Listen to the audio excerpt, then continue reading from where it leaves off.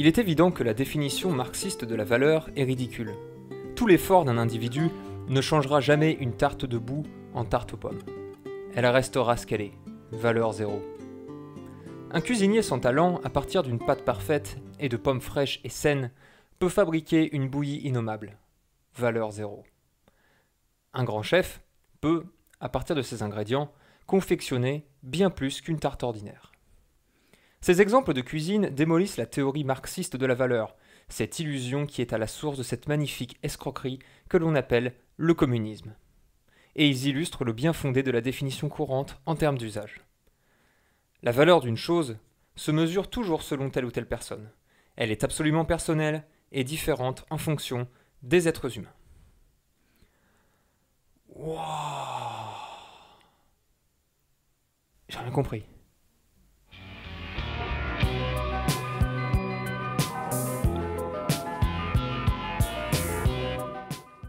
Et salut les gens, j'ai la flemme de faire une introduction, donc on va direct passer au sujet avec des exo-armures, une allégorie du communisme et de la bonne SF à l'ancienne. Aujourd'hui, on va parler d'étoiles, garde à vous. J'ai une règle d'or et une seule. Tout le monde se bat, personne ne se barre. Le premier qui se dégonfle, je le descends. Est-ce que c'est compris? À vos ordres, lieutenant! Alors, Étoile garde à vous, donc roman écrit par Robert Heinlein, publié en 1959, surtout connu pour son titre anglais Starship Troopers, et encore plus connu pour l'adaptation au cinéma de Paul Verhoeven, mais ça, on va y revenir. Alors, avant de commencer, je tiens à préciser deux choses. D'abord, j'adore ce bouquin, et ensuite, j'adore ce film. Mais promis, je vais rester objectif. Enfin, je vais essayer. Et c'est le deuxième point, c'est que j'ai lu le bouquin après avoir vu le film. Ce qui veut dire que même inconsciemment, ma vision du bouquin sera forcément influencée par le film de Verhoeven. Alors, Étoile garde à vous, de quoi ça parle? C'est l'histoire de Juan Rico, ou Johnny pour les intimes, un gosse de riche tout fraîchement sorti du lycée, un peu beau gosse et surtout qui rêve de voyager. À son 18e anniversaire, Rico s'engage dans l'armée pour devenir citoyen, un rang qui lui accorde de nombreux privilèges et tout particulièrement le droit de vote. Par la suite, Rico est formé au combat. On lui apprend la discipline à la dure, et il a même droit à une super armure du futur. Ah oui, on lui file un flingue aussi. Eh, bande de bouffons, je pourrais avoir un vrai gun? Par la suite, et pour le reste du bouquin, l'ami Rico va partir sur plein de planètes affronter des aliens pour la gloire de la Fédération terrienne.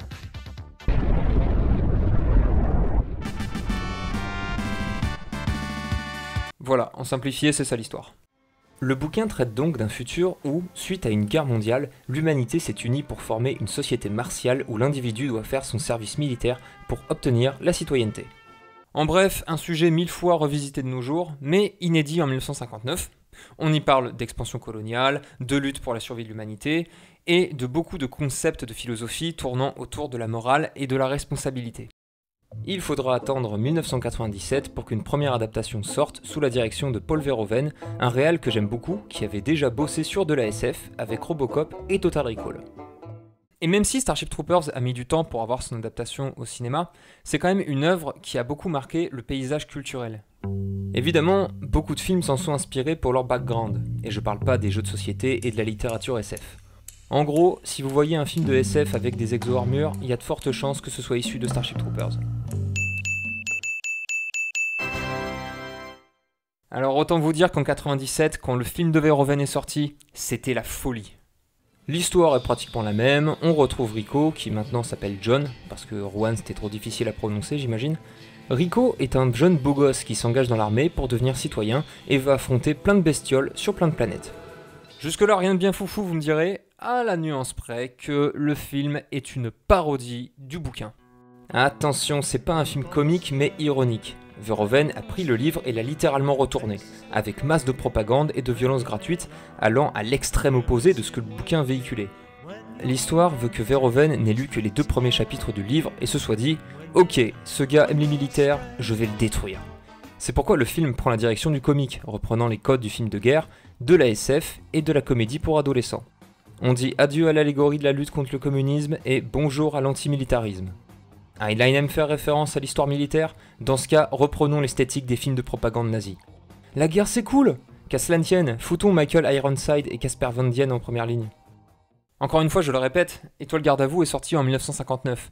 Et en 1959, la mode dans la SF, c'était la dystopie. Asimov fait péter les succès, le genre est encore fortement marqué par 1984 et Le meilleur des mondes, qui sont pourtant sortis 10 et 27 ans plus tôt. Et juste après, Philippe K. Dick va exploser les années 60 avec ses nouvelles futuristes emplies d'absurde. Absurde, ça veut dire surréaliste comique, c'est pas une insulte. Mais tout ça pour dire qu'au milieu de tous ces univers pessimistes, vous avez Robert Heinlein qui, avec Étoile garde à vous, va s'écrier « Eh, regardez mon futur, c'est le seul choix possible pour que l'humanité ne parte pas en couille ». Et c'est là peut-être le grand défaut du livre, la perfection de sa société. Le livre est écrit à la première personne, ce qui veut dire que l'on découvre le futur par le biais des yeux de Rico. Dans 1984, on a le même procédé. Au fil des chapitres, Winston nous fait part de ses doutes sur le système, et très vite on comprend qu'il y a un paquet de problèmes. Dans Étoile garde à vous, à aucun moment Rico ne remet en cause la société. Au contraire, on critique le passé, le XXe siècle, l'époque où on avait arrêté les châtiments en place publique. C'est écrit noir sur blanc, hein. La meilleure façon de mettre fin à la criminalité, c'est la peine de mort. Finalement, le seul inconvénient de l'univers d'Heinlein, c'est que vous pouvez potentiellement mourir pendant votre service. Mais pas d'inquiétude, si vous survivez à votre service, vous aurez le droit de voter, ça valait le coup de voir vos potes crever sur champ de bataille. Encore une fois, j'adore le travail de l'auteur, mais il y a un sérieux manque d'autocritique. Aucun système n'est ni tout blanc ni tout noir, et cette critique, elle est arrivée sur le tard, avec le film de Verhoeven. Quand le bouquin est sorti, évidemment ça a été un succès de ouf, et ça se comprend vu tous les thèmes abordés, mais il a aussi été vu pour certains comme faisant l'apologie du fascisme. Et le plus marrant, c'est que le film parodique de Verhoeven a aussi subi la même critique. Alors que, c'est une satire. Au contraire, c'est cool d'aller au fond du délire. Mais visiblement cet avis n'est pas général, car le film s'est pris une petite veste à sa sortie. C'est pas un flop non plus, puisqu'il a renfloué son budget, mais niveau bénéfice, c'est pas énorme. En gros, ce qui a déplu, justement, ce sont les caricatures de l'impérialisme américain. En 97, les États-Unis sont toujours perçus comme le grand vainqueur de la guerre froide. Et du coup, c'est un peu mal vu de critiquer celui qu'on appelle le grand protecteur de la paix mondiale. Le film serait sorti 10 ans plus tard, je suis sûr que ça aurait été un succès.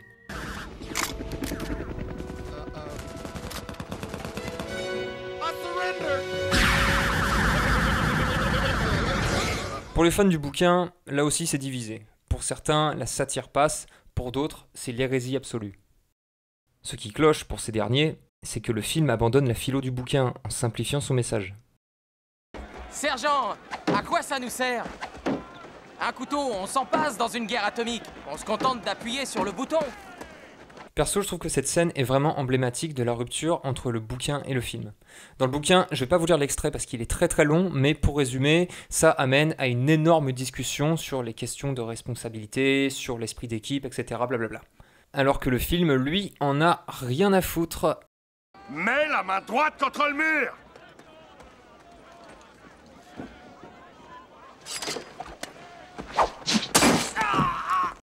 Là où Heinlein s'évertue à faire passer un message, celui du sens du devoir qui est devenu la base de la nouvelle humanité, Verhoeven préfère la simplicité et faire de son adaptation un film d'action empli de clichés déjà vu 1000 fois. Ici, ça rappelle beaucoup Full Metal Jacket. L'ennemi n'appuiera pas sur le bouton si on lui paralyse la main droite. Un autre sujet de controverse, et vous l'aurez remarqué si vous avez lu le bouquin, il n'y a pas les scaphandres. C'est pourtant le premier truc qui vient à l'esprit quand on parle de Starship Troopers. Vous avez des pavés entiers sur ces putains de scaphandres, sur leur fonctionnement et leur utilité au combat. Littéralement, Rico doit passer un bon tiers du bouquin dans son scaphandre. Et dans le film, on a juste eu droit à des tenues de garde impériaux de Warhammer 40 000 qui, en plus, sont complètement inefficaces au combat. Bon, la raison principale est bien évidemment financière. Le film a beau avoir un budget de 100 millions de dollars, à l'époque, les images de synthèse, ça coûtait une blinde. C'est déjà un miracle que les parasites et les scènes dans l'espace soient aussi bien faites. Alors si en plus vous rajoutez des armures volantes de partout, c'est la faillite assurée. Pour vous donner un ordre d'idée, 40% du budget du film est déjà consacré aux effets spéciaux. Mais une autre raison qui peut justifier l'absence des scaphandres, c'est bien évidemment le thème du film. Comme c'est une satire du militarisme, c'est logique que le gouvernement file du matos tout pourri à son armée pour limiter les coûts, toujours dans cette optique de ridiculiser l'armée.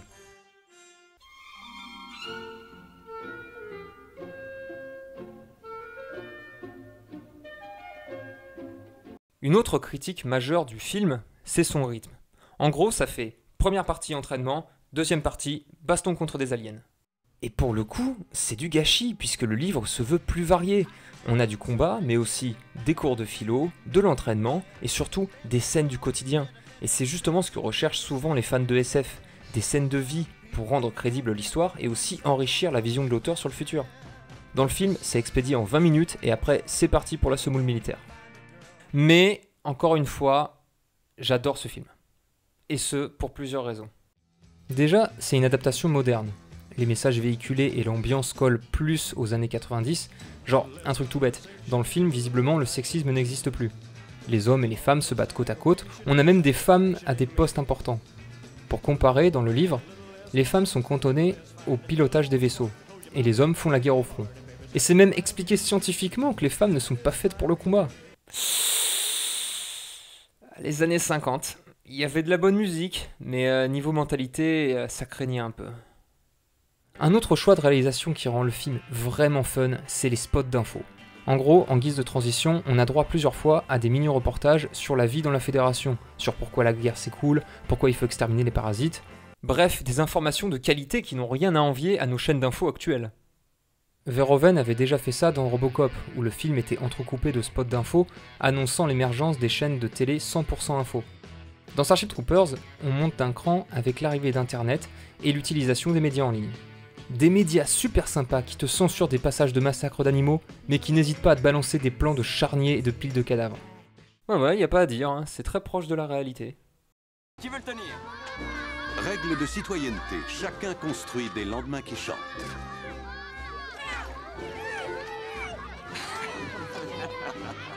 Servez-vous. Voilà, bon, maintenant qu'on a fait le tour, on va parler de la fin. Et bon, je vous préviens, ça va pas être du twist de ouf, mais au cas où, je préfère mettre un disclaimer.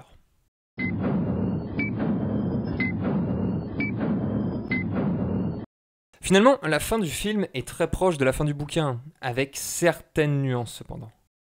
Dans les deux cas, on est sur un déploiement de force et on cut juste avant la baston. Rico est devenu lieutenant, cependant, dans le film, ça arrive plus tôt, donc c'est pas vraiment une surprise. Dans le livre, Rico est sous-officier et ne devient lieutenant que dans le dernier chapitre. On ne sait pas combien de temps ça a pris, alors que dans le film c'est du quasi instantané. Il suffit juste que ton supérieur direct y passe pour que tu le remplaces. Le seul gros changement, c'est le père de Rico. Dans le film, les parents de Rico meurent lors du crash du météore sur Buenos Aires, une manière scénaristique pour détacher le personnage de ses origines. D'ailleurs, sympa le personnage, hein. Le deuil de ses parents, il le fait en 5 minutes. Dans le livre, seule la mère y passe. On apprend plus tard qu'à cause du trauma, le père s'est lui aussi engagé dans l'armée. On a donc un changement radical, puisqu'au début le père était contre l'idée que son fils s'engage dans l'armée. Il se justifiera plus tard en expliquant qu'il était jaloux de son fils, qui avait pris une décision que lui-même n'avait jamais osé ne serait-ce qu'envisager. Le rôle du père pour Heinlein est donc de sous-entendre que cette rivalité entre civils et citoyens ne serait au final qu'une simple forme de jalousie. Les civils seraient des gens à la limite un peu couards, alors que les citoyens sont des héros qui ont risqué leur vie pour protéger la Fédération. Morale de l'histoire, si vous vous bougez les fesses à faire des trucs, il y aura toujours des gens qui seront là pour vous critiquer gratuitement. Pour le reste, c'est assez similaire. On a dans les deux cas une traque au cerveau, la caste pensante des parasites, et dans les deux cas, c'est l'adjudant Zim qui attrape le cerveau, toujours dans cette idée que si vous voulez que les choses bougent, il vaut mieux être en première ligne. Et comme le film a une dimension comédie adolescente, on a même droit à un sauvetage en règle d'une demoiselle en détresse. Le film est moderne, mais il a des limites quand même.